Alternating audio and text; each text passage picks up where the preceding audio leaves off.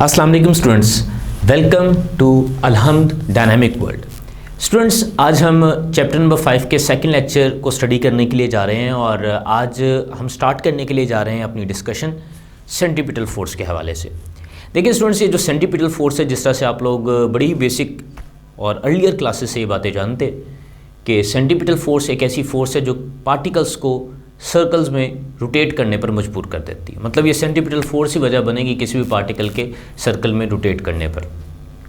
Last time हमने ये भी बात की थी कि अगर आप किसी इंडिविजुअल पार्टिकल की बात करें तो वो भी सर्कुलर मोशन परफॉर्म कर सकता है, और अगर आप किसी रोटेटिंग बॉडी के ऊपर एक एक पार्टिकल की बात करते हैं तो वो किसी भी पूरी रोटेटिंग बॉडी के ऊपर जो एक सिंगल पार्टिकल होता है वो भी सर्कुलर मोशन ही परफॉर्म करता है। इसकी एग्जांपल बिल्कुल इसी तरह से है कि अगर आप एक फ़ैन की एग्जांपल ले लें तो फ़ैन वैसे तो रोटेटरी मोशन परफॉर्म कर रहा है, लेकिन फ़ैन के पर के ऊपर अगर आप मार्कर से एक पॉइंट लगा देते हैं और फ़ैन को चलाते हैं तो आप उस पॉइंट की मोशन देखेंगे कि वो सर्कल में घूम रहा होगा। मतलब फ़ैन की मोशन रोटेटरी है, लेकिन फ़ैन के जितने भी पार्टिकल्स हैं, इंडिविजुअल पार्टिकल्स, वो एक्सिस ऑफ रोटेशन से डिफरेंट फासलों के ऊपर सर्कुलर मोशंस परफॉर्म कर रहे हैं, जिन सब के सेंटर सेम है। That is the axis of rotation. बहरहाल सेंट्रीपिटल फोर्स की तरफ हम बढ़ते हैं। सेंट्रीपिटल फोर्स एक ऐसी फोर्स है जो पार्टिकल्स को दायरों पर घूमने में मजबूर कर देती है, और याद रखिएगा this is an instantaneous force. मतलब ऐसा नहीं है कि ये हर मकाम पर, हर पॉइंट पर सर्कल में एक ही डायरेक्शन में लगती रहती है। अगर इसका मैग्नीट्यूड कांस्टेंट भी रहे तब भी इसकी डायरेक्शन बदलती चली जाती है। This is an instantaneous force, instant to instant vary होती है। The work done by centripetal force it is always zero. इसकी वजह क्या है? इसकी वजह वैसे तो आगे चलकर हमने डायग्राम में देख लेनी है कि इस फोर्स और डिस्प्लेसमेंट के दरमियान बनने वाला एंगल हमेशा 90 डिग्री होता है। ये बात याद रखिएगा कि जब भी हम सेंट्रीपिटल फोर्स के हवाले से बात करते हैं तो सेंट्रीपिटल फोर्स और इसकी वजह से कॉज होने वाले डिस्प्लेसमेंट हमेशा परपेंडिकुलर होते हैं 90 डिग्री के एंगल पर, जिसकी वजह से work done by centripetal force को जीरो कंसीडर किया जाता है। Always acts perpendicular to velocity. यह हमेशा वेलोसिटी के परपेंडिकुलर एक्ट करती है, वेलोसिटी के परपेंडिकुलर एक्ट करती है, along the radius towards the centre act करती है। या आगे जब हम डायग्राम के ऊपर आएंगे तो हम मज़ीद इस चीज़ को डिटेल में देख लेंगे। Changes the direction of velocity. आमतौर पर जब हम यूनिफॉर्म सर्कुलर मोशन की बात करते हैं तो उसमें वेलोसिटी का मैग्नीट्यूड सेम रहता है, लेकिन उसकी डायरेक्शन पॉइंट टू पॉइंट बदल रही होती है, क्योंकि एक्सेलरेशन की जब हम बात करते हैं ना तो वेलोसिटी में चेंज की वजह से क्रिएट होता है। अगर वेलोसिटी की सिर्फ डायरेक्शन भी चेंज हो रही है तो भी एक्सेलरेशन प्रोड्यूस होगा, and that is the centripetal acceleration. आगे चलकर अभी हम उसी की बात करेंगे। Can not change the magnitude of velocity. Velocity का मैग्नीट्यूड नहीं बदलती, हाँ उसकी डायरेक्शन ज़रूर बदलती है, जिसकी वजह से एक्सेलरेशन और फिर सेंट्रीपिटल फोर्स कॉज होता है। So magnitude of velocity is going to remain constant. Last important point है acts along the radius towards the centre. ये इसकी डायरेक्शन के हवाले से है, जो अभी हम इस डायग्राम में आकर देखने जा रहे हैं। लेकिन स्टूडेंट्स, ये आपके पास जो डायग्राम बनी हुई है सेंट्रीपिटल फोर्स को समझने के लिए काफ़ी है। मतलब यहाँ पर हमने किया क्या है कि एक पॉइंट कंसीडर किया, here is a point, may be आप इसको पॉइंट पी कह लें। ये सर्कुलर मोशन परफॉर्म कर रहा है सेंटर से लेकर पॉइंट पी तक। सेंटर से लेकर पॉइंट पी तक ये रेडियस सेगमेंट है जिसका मैग्नीट्यूड आर है, और जिस तरह से हमने पिछले लेक्चर्स में भी इस बात का जिक्र किया था कि जो रेडियल सेगमेंट होता है उसकी direction away from the centre of circle होती है। मतलब सर्कल के सेंटर से लेकर बाउंड्री की जानिब ये उसकी डायरेक्शन होती है आर की। So it is pointing towards the right. इसी तरह से रेडियल सेगमेंट, आप जितने भी रेडियल सेगमेंट बनाएंगे वो सेंटर से बाहर की जानिब ही पॉइंट कर रहे होंगे, और इस पॉइंट पर जो इंस्टेंटेनियस वेलोसिटी है, you can see this, it is along the tangent. बेटा ये बात भी याद रखिएगा कि किसी भी इंस्टेंट के ऊपर जो वेलोसिटी होती है और जो पर्टिकुलर रेडियल सेगमेंट होता है वो हमेशा 90 डिग्री के एंगल पर होते हैं, परपेंडिकुलर होते हैं। आप चाहे जहाँ मर्जी इसको ड्रॉ कर लो, they are always perpendicular to one another, 90 degree के एंगल पर होते हैं। अच्छा, अब यहाँ से अगर मैं वेलोसिटी की डायग्राम बनाऊँ, ये देखिए ये वेलोसिटी सेगमेंट है V1, इसको मैं उठाकर यहाँ ड्रॉ कर देता हूँ। ये वेलोसिटी सेगमेंट है V2, इसको मैं उठाकर यहाँ ड्रॉ कर देता हूँ। तो इनिशियल वेलोसिटी और फाइनल वेलोसिटी दोनों हमारे पास आ गई हैं। चेंज इन वेलोसिटी हम कैसे निकालेंगे? देखिए चेंज इन वेलोसिटी निकालने का तरीक़ेकार ये होता है, it is from V1 to V2। V1 के हेड से V2 के हेड की तरफ ड्रॉ किया जाता है, and this is delta V। अच्छा, अब हमें कैसे पता चलेगा कि हमने डेल्टा V की डायरेक्शन सही ड्रॉ किया? उस तरफ भी तो हो सकती थी। You can see this by head to tail rule. Head to tail rule के मुताबिक आप जानते हो, ये ज़रा और से देख लें, V1 वेक्टर के अंदर जब आप डेल्टा V वाला वेक्टर ऐड करोगे, ये पहला वेक्टर जहाँ ख़त्म हुआ उसी के हेड पर दूसरा वेक्टर ड्रॉ किया। रिजल्टेंट कैसे ड्रॉ करते थे? From the tail of first to the head of last. So R2 is V2 is the resultant. मतलब जब मैं एक्सप्रेशन लिखूंगा तो डेल्टा V और V1 को ऐड किया गया है जिसके नतीजे में V2 हासिल हो रहा है। और यहाँ से अगर मैं डेल्टा V निकालना चाहता हूँ तो V1 को उठाकर दूसरी तरफ शिफ्ट करूंगा, that is V2 minus V1 is equals to delta V, और वो यहाँ इस एक्सप्रेशन में मौजूद है। ठीक है जी। सो ये जो हमने डेल्टा V की डायरेक्शन लगाई है वो direction by head to tail rule हमने चूज़ की है। और इस डेल्टा V की डायरेक्शन को स्टूडेंट्स अगर मैं इस ऊपर वाली डायग्राम में शो करूँ तो ये जो ऊपर वाली डायग्राम है V1 V2 के दरमियान डेल्टा V की डायरेक्शन इस तरफ की होगी। ये डायरेक्शन आपके पास आएगी डेल्टा V की। ये देखें, ये सेम वेक्टर मैंने उठाकर यहाँ पर प्रेजेंट किया और आप देख सकते हैं कि डेल्टा V किस तरफ पॉइंट कर रहा है बेटा जी, it is along the radius towards the centre. तो याद रखें जो सेंट्रीपिटल एक्सेलरेशन है इसकी डायरेक्शन हमेशा डेल्टा V से निकाली जाती है। चैप्टर नंबर 3 में भी ये बात आप लोग देख चुके हैं, that acceleration belongs to the direction of change in velocity. तो चेंज इन वेलोसिटी तो सेंटर की तरफ पॉइंट कर रहा है, सो एज द एक्सेलरेशन भी सेंटर की तरफ ही पॉइंट कर रहा है। ठीक है जी। तो चेंज इन वेलोसिटी और एक्सेलरेशन दोनों की डायरेक्शन किस तरफ होगी बेटा जी, it is along the radius towards the centre. आइए सेंट्रीपिटल एक्सेलरेशन के हम कुछ डिफरेंट फार्मूलाज देख लेते हैं। बेसिक डेरिवेशन से सेंट्रीपिटल फोर्स का जो पहला फार्मूला निकलता है that is v²/r। v is the instantaneous velocity, velocity की डायरेक्शन बदल रही है लेकिन मैग्नीट्यूड कांस्टेंट है, वही कांस्टेंट मैग्नीट्यूड यहाँ पर पुट होगा v²/r। अच्छा, इसके मल्टीपल और भी बड़े सारे फार्मूलाज बनते हैं। ये देखिए v is equals to r omega, last lecture में हमने देखा था v और ओमेगा के दरमियान रिलेशनशिप। अगर हम इसकी सब्स्टिट्यूशन कर लें, ये देखें जी, v की जगह अगर हम r ओमेगा पुट कर लें, स्केयर एज इट इज़ आ जाएगा डिवाइडेड बाय r। इसे सॉल्व करें, ऊपर r का स्केयर है, नीचे एक r है, एक r से एक r कैंसिल आउट होगा, एक्सप्रेशन आ जाएगा r ओमेगा स्केयर। ये आपके पास सेकंड फार्मूला आ गया। थर्ड फार्मूला देखिए, जिस तरह आपने v की पुटिंग की है, नेक्स्ट टाइम v की पुटिंग ना करें, इस फार्मूले में r की पुटिंग कर दें। ये देखें जी, v square as it is, r की वैल्यू पुट करनी है। v is equals to r omega के फार्मूले के मुताबिक r की वैल्यू बनती है v divided by omega, so it can be written as v divided by omega. इस एक्सप्रेशन में हमने r की वैल्यू को सब्स्टिट्यूट कर दिया। इसको सॉल्व कर लें, देखिए जी, एक v से एक v यहाँ पर कैंसिल आउट हो जाएगा, so what we are left with that is v into omega. ये भी आपके पास सेंट्रीपिटल एक्सेलरेशन का एक फार्मूला है। सेंट्रीपिटल एक्सेलरेशन फ्रीक्वेंसी और टाइम पीरियड के सेंस में भी निकाली जा सकती है। कैसे जी, ये देखें, बेसिक फार्मूले के अंदर अब हम सब्स्टिट्यूशंस करेंगे। ये वाला जो फार्मूला हमने निकाला है ना r ओमेगा, इसको ज़रा गौर से देख लें। ये r आ गया, ओमेगा की वैल्यू होती है 2πf। ये हम चैप्टर नंबर 5 के अंदर भी जाकर देखेंगे। और ये जेनेरिकली ओमेगा की value, omega is the angular frequency, f is the linear frequency. ठीक है जी, इसको सॉल्व कर लेते हैं। तो इसको सॉल्व करने पर ये इफेक्ट 2 का square 4π² into r into F square. तो आप देख सकते हैं कि सेंट्रीपिटल एक्सेलरेशन फ्रीक्वेंसी के स्केयर के डायरेक्टली प्रोपोर्शनल है। इसी तरह अगर आपसे कह दिया जाए कि टाइम पीरियड के सेंस में फार्मूला निकालें, सो r को एज इट इज़ रहने दें इसी फार्मूले से, और ओमेगा की जगह क्या पुट करें भाई, 2πf लिखा था ना, तो f को 1/, टाइम पीरियड भी आप लिख सकते हो। सॉल्व कर ले, so this can be written as 4π² into r divided by time period square. So centripetal acceleration time period के स्केयर के इन्वर्सली प्रोपोर्शनल भी है। सो ये आपके पास डिफरेंट फार्मूलाज हैं और हर फार्मूला सवाल बनाने के लिए इस्तेमाल किया जा सकता है। आइए इसके दो टिपिकल सिचुएशंस की तरफ हम बढ़ते हैं। If 2 points on a rotating body, फर्ज कर लें फ़ैन वाली एग्जांपल ही हम ले लेते हैं। तो फ़ैन का जब एक टर्मिनल है, एक पर है, वो रोटेट कर रहा है, तो उसके रोटेट करने पर आप देख सकते हैं कि यहाँ पर जो पॉइंट होगा, यहाँ पर जो पॉइंट होगा, जो डिफरेंट पॉइंट्स हैं स्टूडेंट्स, जो डिफरेंट पॉइंट्स हैं किसी भी रोटेटिंग बॉडी के ऊपर, क्योंकि उनका रेडियल सेगमेंट मुख्तलिफ हुआ करता है, और अगर उनका रेडियल सेगमेंट मुख्तलिफ है तो उनके लिए स्टूडेंट्स v की वैल्यू मुख्तलिफ हुआ करती है, और इसी तरह से उनके सेंट्रीपिटल एक्सेलरेशन में फ़र्क आता है। तो आपसे कहा जाता है कि अगर आप 2 पॉइंट्स कंसीडर करें किसी रोटेटिंग बॉडी के ऊपर, तो उनके लिए ओमेगा हमेशा सेम रहेगा, हाँ उनका v डिफरेंट होगा। तो आप एक काम करें कि उन दोनों पॉइंट्स के लिए सेंट्रीपिटल एक्सेलरेशन की रेशो बताएं। ठीक है, तो इस फार्मूले पर आ जाए। इस फार्मूले में आप देख रहे हो ओमेगा कांस्टेंट है, तो ओमेगा को अगर आप कांस्टेंट ट्रीट करोगे तो सारी डिपेंडेंस r पर रह जाएगी, that is r1 divided by r2। और ये वही वाली बात प्रूफ कर रहा है जो हमने लास्ट टाइम भी डिस्कस की थी कि वो पार्टिकल्स जो एक्सिस ऑफ रोटेशन के करीब होते हैं उनके लिए एक्सेलरेशन की वैल्यू कम होती है, और जो दूर होते हैं उनके लिए एक्सेलरेशन की वैल्यू ज़्यादा होती है, डिपेंडिंग अपॉन आर। इसी तरह से for 2 points moving with the same V, अगर 2 पॉइंट सेम वेलोसिटी से मूव कर रहे हैं तो उनके एक्सेलरेशन की रेशियो क्या होगी? Just see this formula. अगर यहाँ पर हम वी को कांस्टेंट ट्रीट करें तो एक्सेलरेशन और आर में इन्वर्सली प्रोपोर्शनल का रिलेशनशिप है, मतलब A1 divided by A2 is equals to R2 divided by R1। तो अगर ओमेगा कांस्टेंट है तो ये वाला रिलेशनशिप, और वी कांस्टेंट है तो ये वाला रिलेशनशिप रेशियो की सूरत में इस्तेमाल किया जाएगा।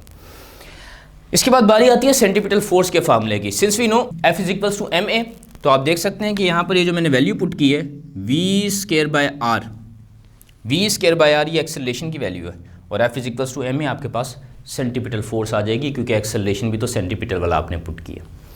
इसके मल्टीपल फार्मूलाज कैसे जनरेट होंगे ये देखिए जी।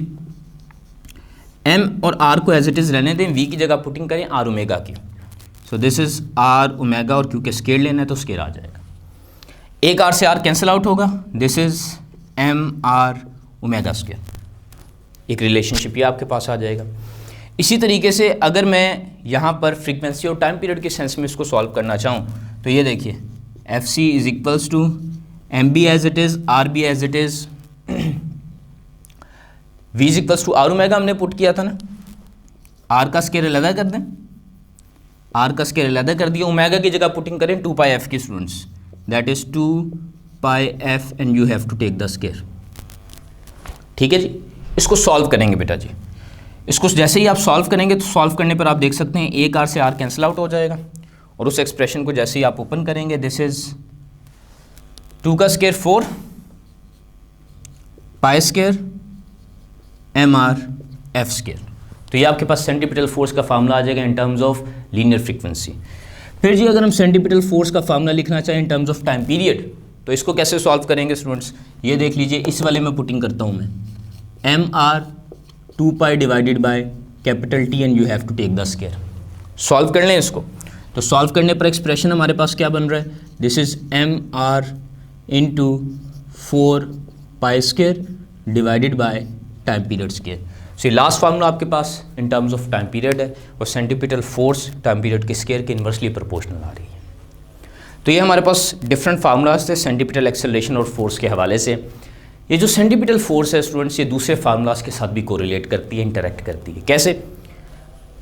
पहला रिलेशन हम देखेंगे सेंट्रीपिटल फोर्स और काइनेटिक एनर्जी के दरमियान। देखिए सेंट्रीपिटल फोर्स का फार्मूला आपके सामने लिखा हुआ है। हम अगर इस फार्मूले में एक काम ये करें कि 2 से मल्टीप्लाई भी कर दें और 2 से डिवाइड भी कर दें, तो हमारे लिए सिचुएशन आसान हो सकती है।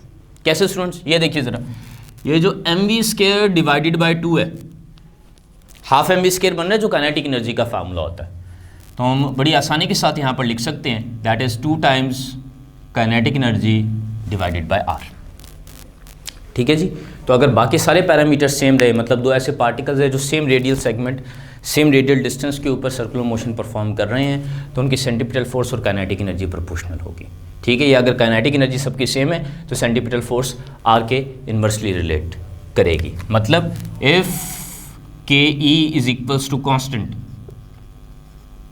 अगर के ई को हम कॉन्स्टेंट ट्रीट करें तो ये देख लें जी, F C is inversely proportional to R, और अगर आर सेम है, आर सेम है डिफरेंट पार्टिकल्स के लिए, आर सेम है तो सेंट्रीपिटल फोर्स हमेशा प्रोपोर्शनल होगी काइनेटिक एनर्जी के। ये 2 रिजल्ट्स भी हमने याद रखने हैं। इसी तरह से रिलेशन देख लेंगे सेंट्रीपिटल फोर्स और मोमेंटम के दरमियान। So centripetal force once again mv square by r। हम एक काम करते हैं कि एक्सप्रेशन के दोनों तरफ m से मल्टीप्लाई कर लेते हैं। मल्टीप्लाई करने पर क्या रिजल्ट बनेगा जी? ये देखिए, mfc is equals to m square v square divided by r।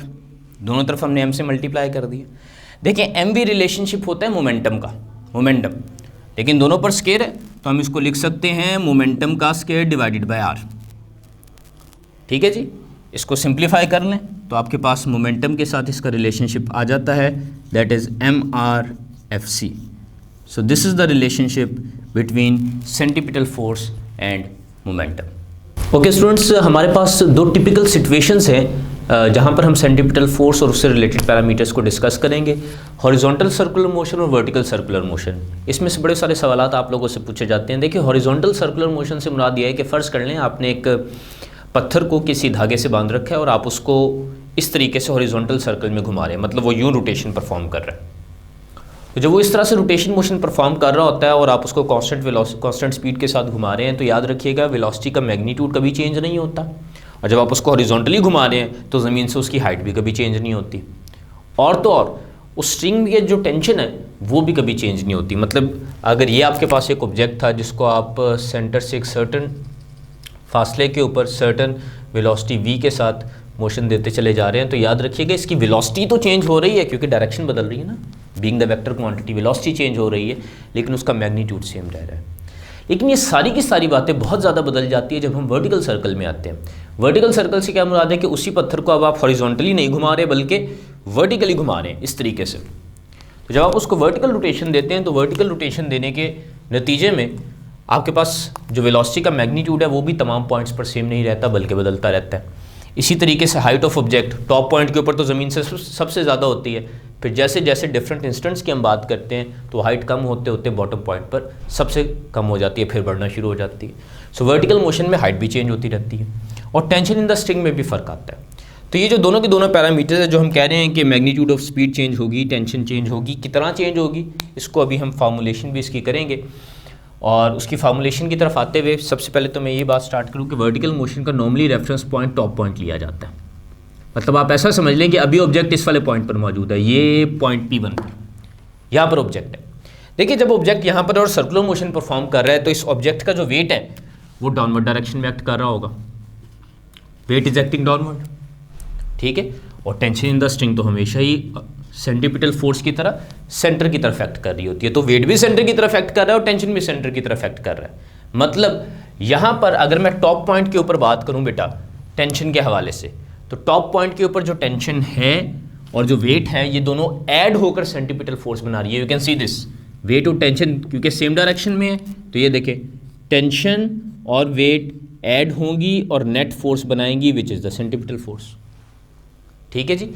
इसी तरह अगर मैं दूसरे पॉइंट्स की बात करूं, फर्ज कर लें ये मोशन यहाँ से शुरू होती है, फिर 10 degree 20 degree 30 degree 40 degree 50 degree different points पर आती जाती है, तो डिफरेंट पॉइंट्स पर टेंशन बदलती चली जाएगी। और जब यही ऑब्जेक्ट P1 वाला यहाँ से मूव करता हुआ करता बॉटम पॉइंट पर आएगा, ये वाले बॉटम पॉइंट पर, तो अब देखें वेट की फोर्स डाउनवर्ड डायरेक्शन में है और इस पॉइंट पर जो टेंशन है वो अपवर्ड डायरेक्शन, ऑपोजिट हो गई, ठीक है जी। तो यहाँ पर नेट फोर्स कैसे निकालेंगे? यहाँ पर नेट फोर्स निकालने के लिए टेंशन में से वेट को सब्ट्रैक्ट करना पड़ेगा, फिर जाकर आपके पास नेट सेंट्रीपिटल फोर्स आएगी। तो इन दोनों सिनेरियोज में फ़र्क है, ठीक है जी। आगे बढ़ते हैं और ज़रा कुछ स्पीड के हवाले से भी बात कर लेते हैं। देखिए वर्टिकल मोशन में स्पीड का जनरल फार्मूला है, ये third equation of motion apply करके निकाला जाता है, उसकी डेरिवेशन की ज़रूरत नहीं है। हाँ, इससे इस फार्मूले से सवाल पूछे जाते हैं तो ये फार्मूला आपने एज इट इज़ याद रखना है, that is 3gr - 2gr cos of angle theta under root. किसी भी पॉइंट पर स्पीड निकालने का ये फार्मूला है। कैसे निकालेंगे मैं आपको दिखा देता हूँ। ये देखिए टॉप पॉइंट है ना जो आपके पास, टॉप पॉइंट ही रेफरेंस लिया जाता है। मतलब एक पॉइंट अगर यहाँ पर मौजूद है तो रेफरेंस के अतबार से, मतलब अपवर्ड स्ट्रेट लाइन के अतबार से वो अभी 0 डिग्री के एंगल पर है। यहाँ पर इसका जो थीटा है वो 0 डिग्री कंसीडर होगा, और अगर इसका थीटा 0 डिग्री है तो इस फार्मूले से इसकी स्पीड निकालते हैं eight top point, speed at top point. कैसे निकालेंगे जी? ये देखें formula 3gr - 2gr cos of angle 0 degree, और कॉज ऑफ 0 की वैल्यू कितनी होती है स्टूडेंट्स? 1 के इक्वल होती है, that is under root 3gr - 2gr, this is equals to gr under root. तो speed at the top point हमारे पास आ चुकी हुई है, कितनी होती है स्टूडेंट्स? gr अंडर रूट के बराबर होती है। इसी तरीके से अगर आपसे कह दिया जाए कि बॉटम पॉइंट पर स्पीड निकाल कर बताएं, ये देखें बॉडी इस वक्त 0 डिग्री के एंगल पर थी, 10 20 30 40 50 90, और बढ़ते यहाँ पर 180 डिग्री के एंगल पर आ गई है। तो बॉटम पॉइंट के ऊपर एंगल आकर कितना हो जाता है? 180 डिग्री। और इस 180 डिग्री के ऊपर अगर आपसे कहा जाए कि स्पीड निकालें बॉटम पॉइंट की, तो ये देखें if the angle is 180 degree, speed at bottom point, ये देखिएगा जी 3gr - 2gr, cos of angle 180 degree put करोगे, और कॉज 180 कितना होता है बेटा जी? -1 के इक्वल होता है। अब यहाँ पर ज़रा गौर से देख लें, ये वाला माइनस और ये वाला माइनस प्लस हो जाएगा। 3gr + 2gr, the value is 5gr under root. So this is the speed at the bottom point. मतलब हमने टॉप और बॉटम पॉइंट के ऊपर जो मुख्तलिफ स्पीड्स हैं उसको निकाल लिया है। टॉप और बॉटम पॉइंट के दरमियान, तमाम पॉइंट्स के दरमियान, इसके 10 डिग्री हो, 20 डिग्री हो, 30 डिग्री हो, जितने भी एंगल्स हैं सब के ऊपर स्पीड बदल रही है। तो आप यहाँ पर उस एंगल को पुट करके किसी भी पॉइंट की स्पीड निकाल सकते हैं। This is general. 2 पॉइंट्स की मैंने आपको निकाल कर दिखा दी। अच्छा, हमने कहा है कि टेंशन भी चेंज हो रही है, तो टेंशन कैसे निकालेंगे, ये भी निकाली जा सकती है स्टूडेंट्स। ये देखिए ज़रा, FC की वैल्यू पुट करें, क्या होती है mv²/r टेंशन, और वेट की वैल्यू आपके पास होती है स्टूडेंट्स mg के इक्वल। ठीक है जी। अभी हम कुछ देर पहले बात कर रहे थे कि v²/r क्या होता है जी, सेंटीपिटल एक्सेलरेशन का फार्मूला था ना इन जनरल, क्योंकि यहाँ पे वर्टिकल मोशन हो रही है तो इसको हम ग्रेविटेशनल एक्सेलरेशन कह सकते हैं। So this is equals to mg t plus mg। ये देखें जी, mg से mg यहाँ पर कैंसिल आउट होगा और बॉटम पॉइंट की टेंशन आपके पास आ जाएगी। So at bottom point tension is 0 which is minimum. ठीक है जी। बॉटम पॉइंट के ऊपर जो टेंशन की आपके पास बेटा जी वैल्यू आ रही है वो 0 के बराबर है और वो मिनिमम हो जाएगी। सॉरी, बॉटम पॉइंट ये टॉप पॉइंट है। टॉप पॉइंट के ऊपर ये सारी कैलकुलेशन हमने टॉप पॉइंट के लिए की है। यहाँ पर सारी की सारी कैलकुलेशन करने पर आपके पास टेंशन 0 आ गया विच इज़ मिनिमम। तो इस टॉप पॉइंट के ऊपर जो आपके पास टेंशन है बेटा वो मिनिमम हो जाएगी। What about the bottom point, इस वाले पॉइंट पर है। बॉटम पॉइंट के ऊपर टेंशन और वेट सब्ट्रैक्ट होकर सेंटीपिटल फोर्स दे रहे थे, यहाँ पर भी सब्स्टिट्यूशन कर लें। ये देखिएगा mv²/r t माइनस mg। ठीक है जी। अच्छा, यहाँ पर एक काम करते हैं स्टूडेंट्स, क्या काम करना है हमने भाई, v की वैल्यू एट बॉटम पॉइंट कितनी है 5gr, तो v का स्केयर कितना बनेगा, ये देखें इसका अगर आप स्केयर लो, यही वाली स्पीड पुट होनी है बॉटम पॉइंट की स्पीड, तो √5gr स्पीड है, स्केयर लेने पर 5gr बन जाएगा। मैं इसकी पुटिंग कर रहा हूँ, ये देखिएगा 5gr divided by r t minus mg। इसको सॉल्व कर लें जी, एक r से ये वाला r कैंसिल आउट हो जाएगा। Finally the value is 5mg और ये वाला mg भी उठकर दूसरी तरफ चला जाएगा प्लस mg। तो टेंशन की वैल्यू कितनी बन गई स्टूडेंट्स आपके पास, this equals to 6mg which is maximum. तो याद रखिएगा कि वर्टिकल मोशन में टॉप पॉइंट के ऊपर टेंशन की वैल्यू 0 होती है जो कि मिनिमम होती है। फिर जैसे जैसे हम नीचे आते जाते हैं टेंशन बढ़ रही है, बढ़ते बढ़ते बढ़ते बढ़ते बॉटम पॉइंट पर मैक्सिमम हो जाती है, दैट इज़ 6mg। आज का लेक्चर हमारा यहाँ पर मुकम्मल होता है स्टूडेंट्स। टेक केयर एंड अल्लाह हाफिज़।